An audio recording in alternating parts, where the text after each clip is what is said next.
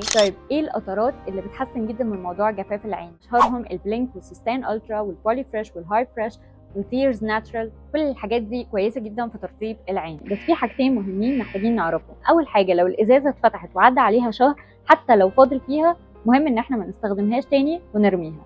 الحاجه الثانيه ان القطرات دي فيها مواد حافظه، فلو احنا هنمشي على القطرات دي مده طويله محتاجين ان احنا نختار حاجات خاليه من المواد الحافظه، عشان كتر استخدام المواد الحافظه مده طويله بيسبب هو نفسه مشاكل في العين وجفاف للعين. طب ايه امثله القطرات الخاليه من المواد الحافظه؟ معظمها بيكون اليوني دوزز او اللي موجوده في شكل امبولات زي الارتلاك يوني دوز او البولي فريش اكسترا او الاكتو هايلو. كل الحاجات دي بتبقى موجوده في امبولات بنستخدمها مره وبعدين نرميها. حاجه كمان، لو في جفاف شديد في العين او التهابات جامده في العين، نستخدم مع القطرات المرطبه دي قطره عباره عن جل زي السيستين جل، نستخدمها مرة قبل النوم. لو عجبكم الفيديو ما تنسوش تعملوا لايك اند شير.